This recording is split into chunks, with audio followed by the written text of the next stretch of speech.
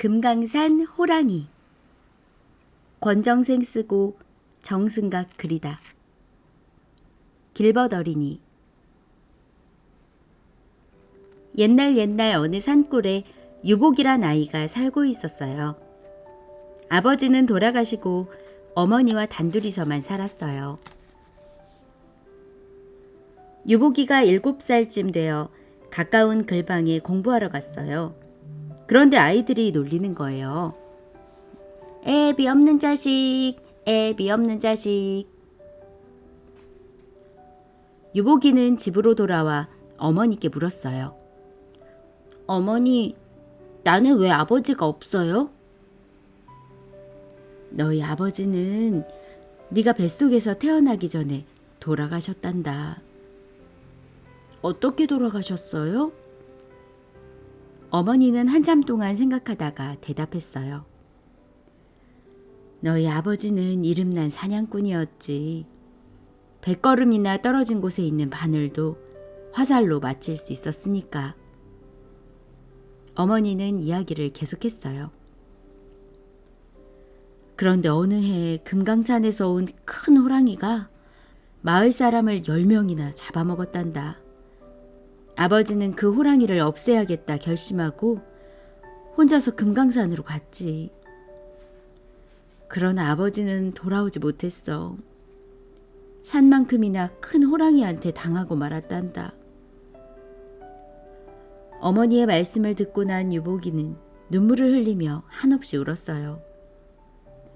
그러고는 아버지의 원수를 갚겠다는 마음을 먹었죠. 어머니! 제가 아버지 원수를 꼭 갚겠습니다. 너는 아직 어리고 활도 쏠 줄 모르잖니. 지금부터 부지런히 연습을 하겠어요. 그날부터 유복이는 오직 아버지 원수를 갚기 위해 열심히 훈련을 했죠. 산 꼭대기를 달려 올라가고 커다란 바위를 굴려보고 활쏘기를 하고 10년이 지났어요. 유복이는 아주 튼튼해졌어요. 키도 크고 팔다리에 힘이 올랐어요. 활쏘기도 잘했고요. 유복아, 네가 얼마나 잘하는지 시험을 해보자꾸나.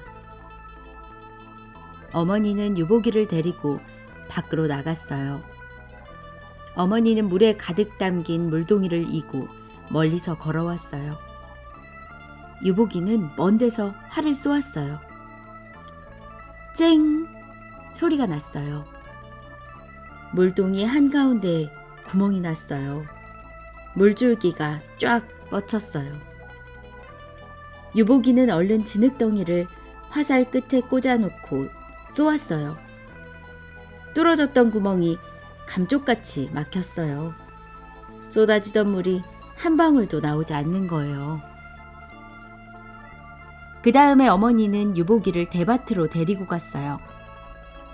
낫으로 대나무를 엇비슷하게 뱄어요.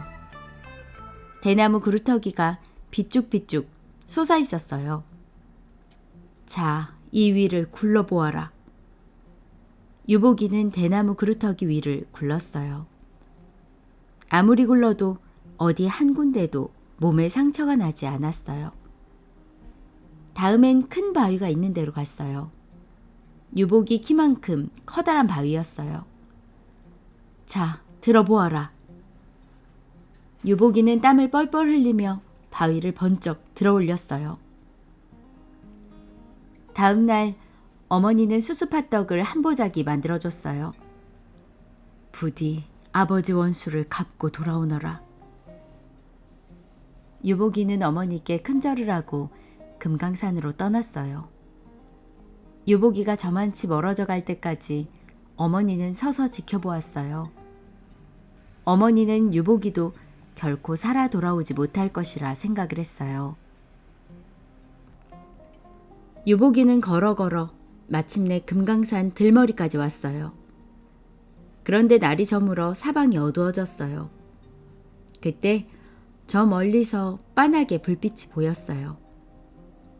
유복이는 부지런히 그 불빛을 향해 갔어요. 산 밑에 조그만 오두막이 있었어요. 주인 계시오? 누구시오? 안에서 누군가 쥐어짜는 소리로 대답했어요. 길 가는 사람인데 하룻밤 쉬어가게 해주세요. 문을 열고 내다본 사람은 뜻밖에도 늙은 꼬부랑 할머니였어요. 할머니는 옥수수로 지은 밥을 한 상 차려줬어요. 유복이는 그 밥을 맛있게 먹었어요. 그래, 이 깊은 산 속엔 무엇 하러 왔니? 할머니가 물었어요. 저희 아버지 원수를 갚으러 왔습니다. 유복이는 자세한 얘기를 모두 들려줬어요. 그러냐? 그러면서 할머니는 가느다란 바늘 한 개를 실에 꿰어 천장 높이 매달았어요. 그러고는 불을 꺼버렸어요. 어서 저 바늘을 맞춰보아라. 유복이는 캄캄한 방 안에서 활을 잡고 보이지 않는 바늘을 겨누어 힘껏 쏘았어요. 바늘이 화살에 맞아 방바닥에 떨어졌어요. 그만한 솜씨면 됐다. 이튿날 할머니는 유복이한테 누룽지 한 뭉치를 주면서 조심해서 다녀오라고 했어요. 유복이는 누룽지를 씹으면서 자꾸자꾸 금강산 깊은 골짜기로 들어갔어요. 그런데 저쪽에서 스님 한 분이 점잖게 걸어오는 것이었어요. 총각 어디 가는고? 스님이 물으면서 유복이를 찬찬히 살피는 거예요. 이상하다. 유복이는 정신을 바짝 차리고 스님 눈을 뚫어져라 보았어요. 눈빛이 이글거리고 있었어요. 가짜 스님이 틀림없었어요. 유복이는 날쌔게 스님의 다리를 걸어 잡아뜨렸어요. 놀랍게도 스님이 커다란 호랑이로 변하지 않겠어요? 얼른 활을 쏘아 호랑이를 잡았어요. 다시 한참을 걸어갔는데 이번에는 밭에서 감자를 캐는 할머니를 만났어요. 할머니, 배고픈데 감자 하나 주시겠어요? 유복이가 일부러 그렇게 물었어요. 안 돼. 우리 영감이 아파서 이 감자로 약을 해야 한다. 할머니는 쌀쌀맞게 말했어요. 유복이가 할머니를 자세히 보니 할머니 손이 호랑이 발이었어요. 유복이는 얼른 활을 쏘았어요. 할머니는 커다란 호랑이가 되어 나뒹굴었어요. 유복이는 가슴을 쓸어내리며 다시 길을 걸었어요. 한참을 가다 보니 이번에는 예쁜 새댁이 걸어왔어요. 이번에도 이상했어요. 아주머니, 목이 마른데 물을 좀 주세요. 안 됩니다. 지금 바빠서 가야 합니다. 유복이가 새댁의 뒷모습을 보니 치마 밑으로 호랑이 꼬리가 살짝 보였어요. 이번에도 얼른 활을 쏘았어요. 새댁은 커다란 호랑이가 되어 쓰러졌어요. 유복이는 크게 한번 숨을 들이쉬었어요. 그때였어요. 어디선지 오두막 할머니의 쥐어짜는 소리가 났어요. 잘했어, 잘했어. 내가 한번 시험한 거야. 알고 보니 여태까지 있었던 호랑이들은 모두 오두막 할머니가 시험 삼아 그냥 보여준 헛것이었어요. 할머니, 고맙습니다. 유복이는 소리나는 쪽으로 절을 했어요. 드디어 산골짜기 막다른 곳에 커다란 굴이 나타났어요. 유복이는 조심조심 굴 속으로 들어갔어요. 들어갈수록 굴이 점점 더 커졌어요. 한참을 들어가니 커다란 불덩어리 2개가 켜졌다가 꺼졌다가 했어요. 그게 호랑이 눈이었어요. 유복이는 떨리는 손을 간신히 가라앉혀 활을 당겼어요. 호랑이가 소리를 내었어요. 유복이는 또 한 번 활을 쏘았어요. 호랑이 소리가 더 커졌어요. 유복이는 몇 번 더 활을 쏘았어요. 갑자기 누워있던 호랑이가 벌떡 일어났어요. 그러고는 큰 입을 벌려 유복이한테 달려들었어요. 호랑이는 너무 급했기 때문에 유복이를 씹을 사이도 없이 삼켜버렸어요. 가엾게도 유복이는 그렇게 한 입에 잡아먹히고 말았어요. 유복이가 정신을 차려보니 어딘가 깊은 늪 속에 빠진 듯 했어요. 여보세요. 정신 차려요. 누군가 유복이의 어깨를 흔들고 있었어요. 누구세요? 유복이가 물었어요. 살아있었군요. 예쁜 아가씨 목소리였어요. 대체 여기가 어디죠? 여긴 호랑이 뱃속이랍니다. 호랑이가 우리를 잡아 삼킨 거예요. 그럼 아가씨는 언제 들어왔나요? 나는 어젯밤에 잡아먹혔어요. 다행히 나도 급했던지 그냥 삼킨 거예요. 유복이는 벌떡 일어났어요. 캄캄한 호랑이 뱃속에서 어찌해야 할까요? 어디로 나갈 구멍이 없을까요? 유복이가 아가씨에게 물었어요. 나에게 장독칼이 있으니 어디 나갈 구멍을 내어보세요. 그러면서 아가씨가 조그만 칼을 건네줬어요. 고맙습니다, 아가씨. 유복이는 칼로 호랑이 배를 찢기 시작했어요. 갑자기 호랑이가 몸부림을 쳤어요. 유복이는 계속해서 뱃가죽을 찔러대었어요. 호랑이는 길길이 날뛰다가 굴 밖으로 힘껏 달려나갔어요.